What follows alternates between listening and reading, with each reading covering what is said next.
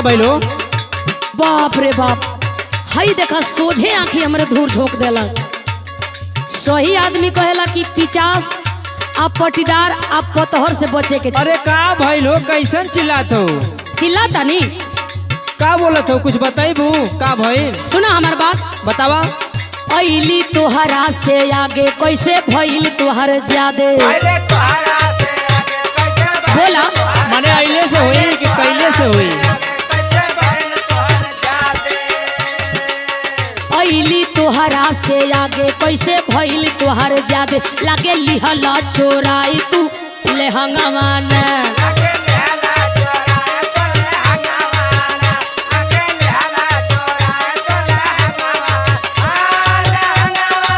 कुछ न कुछ गड़बड़ कैले बड़ो।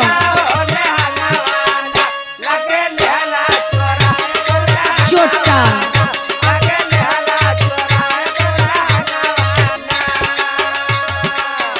सुना, माने 4 बजे भोर से आके अच्छा तू मोबाइल से बतियावत हो, कैले से बढ़ी कि चुरा लेली? बतियावत ही तो हमारा आँख बंद बा। अरे सुना, बोला और भचर भचर बोला खाली पौले बाड़ू लोला। तो हसे कमे बोलता हूँ। दिखाता। और भचर भचर बोला खाली पौले बाड़ू लोला। होला सयार कैला से कमावाना। तू बड़ा मुँहे का देवता बड़ा।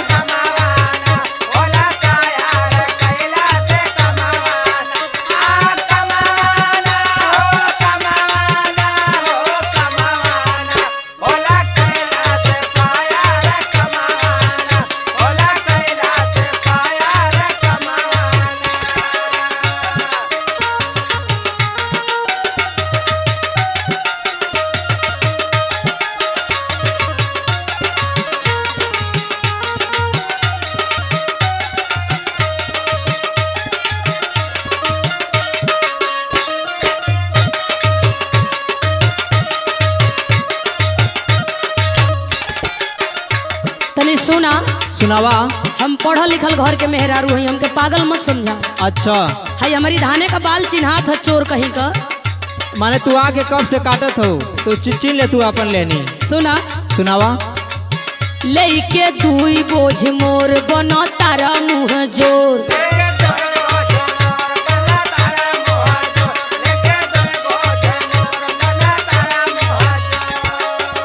हई देखो तारा हमार मोटका धान हो। अच्छा अच्छा, तो ही कटले हो का? एकदम चिन्हाता।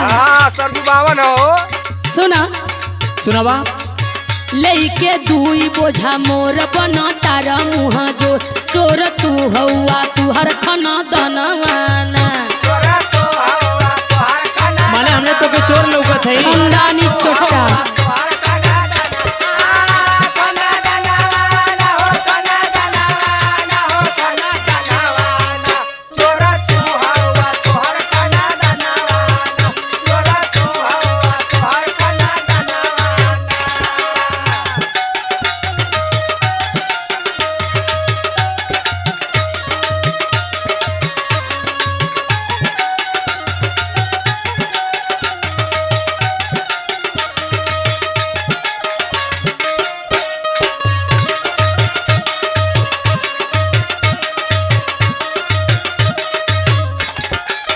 सुना, बोला तोके का लगत है? तोरे बारे में हम ना जानत हई। तू हरे निहर मनई कहनो मारा जाला।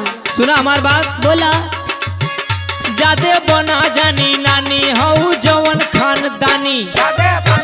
अपने गिरबान में झाका पहले कुल जानीला। तो का हम तोहर ना जानीला? जादे बना जानी नानी जवन हऊ खानदानी। जाना तानी तोहरे घर के रहना माना। अरे तू का जनबा तुहार पुस्त गोल गोल हमार बारे में जाने कुल जानत है तोहरे घरे का हाल।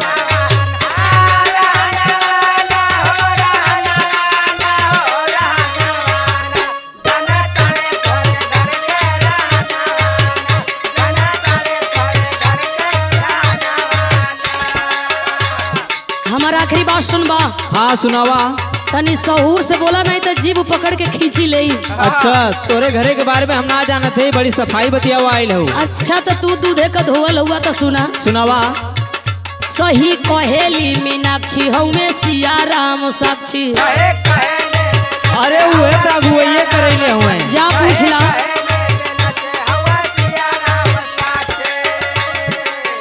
सही कहेली मीनाक्षी हमें सिया राम साक्षी। मनुष्य लौड़ा ना काटे द धनवाना।